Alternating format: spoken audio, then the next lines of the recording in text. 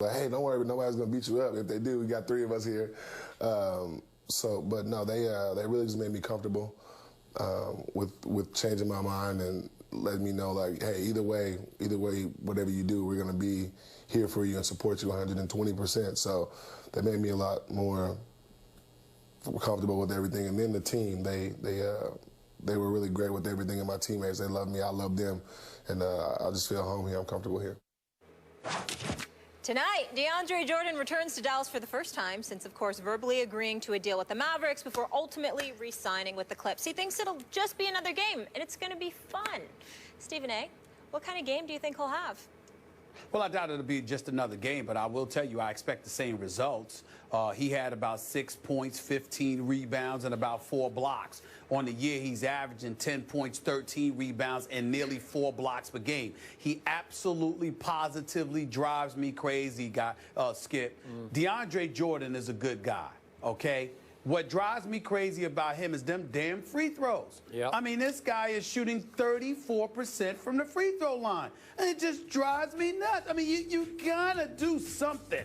He's got to do something to get his act together at that free throw line because he's just too talented to have this holding him back. He's that much of a difference maker. He patrols the front line. He plays good defense. But he can't hit free throws, and you can't have him in that money time if he can't make free throws. It's just going to destroy everything. And then when you talk about him going against the Dallas Mavericks, let's pump the brakes on this for a second. We all got on DeAndre Jordan, but let's remind the world as to why we did. For one reason and one reason only.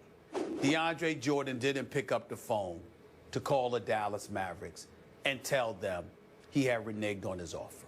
That's all. He has the right to change his mind. He has the right to come to his senses and say, you know what?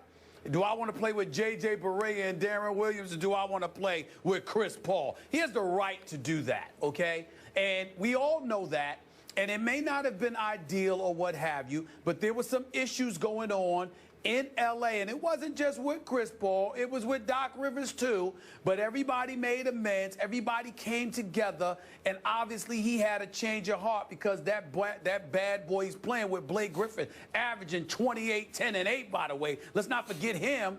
He sat up there and he thought about not just the team, but the friendships that were cultivated. He decided that's where he wanted to stay. The only thing that DeAndre Jordan could be gotten on about is you got to man up, put on your big boy pants, pick up the phone, and call Cuban and them and tell them, look, I'm sorry, but I changed my mind.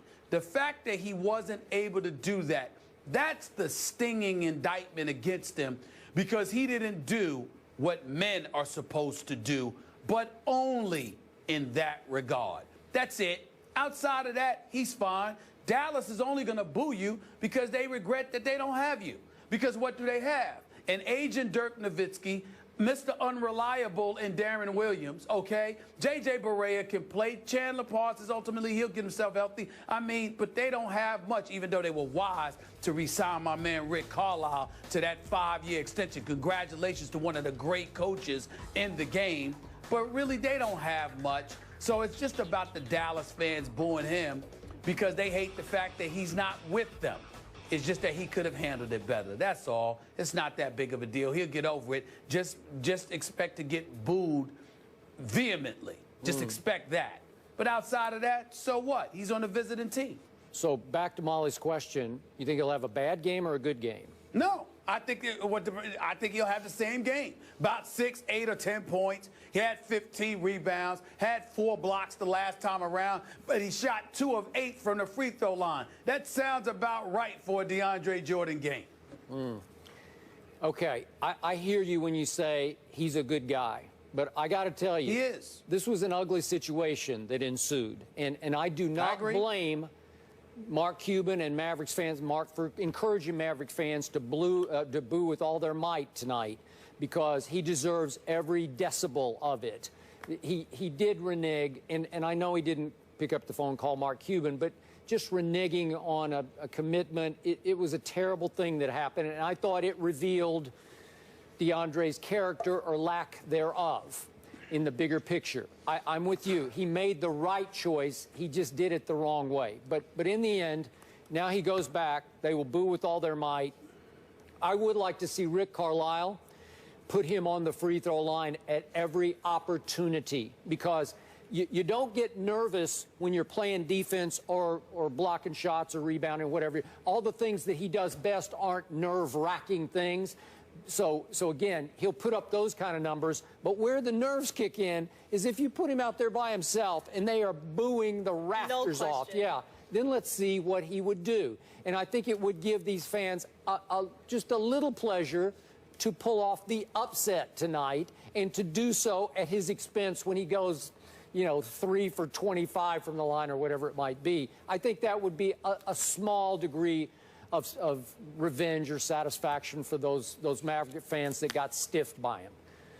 Well, I tell you this, Skip, a lot of times we judge guys a bit harshly. We look at their age, and we think that defines their manhood. And sometimes that's not it. It's the experiences. And DeAndre Jordan, I believe, was never really in a situation prior to this where, he had to step up and be a grown man. And when he found himself in that situation, it was foreign territory for him, and he didn't handle it with the ease and the precision and the maturity that one would think you should handle it in. So he was called out on it because you're not supposed to renege. But in the end, bottom line is that he didn't want to go there. And so, the only thing that he could be condemned for is not that he changed his mind, is that you could have picked up the phone. But Mark Cuban never once said, never once reiterated that he harbored any animosity because DeAndre Jordan changed his mind. It was like, you can't even give me a call. You can't even show me the respect of answering my calls when I was calling you, when Blake Griffin and them were huddled in your home prior to that midnight deadline. Those kind of things. You could have shown due deference and respect to a great owner like Mark Cuban, and you didn't do that. And to me, that's what makes him look even worse. Yep. No question, that was the mishandling. So the punishment tonight might be the free throw line. We shall see. All eyes will be on that game, and also all eyes, of course, on the Heisman watch. Right now, it appears a running back will win, possibly a wide receiver, but which one? We'll get into that when we return. First Take is brought to you by Terminator Genesis. Own it today on Blu-ray, rated PG-13.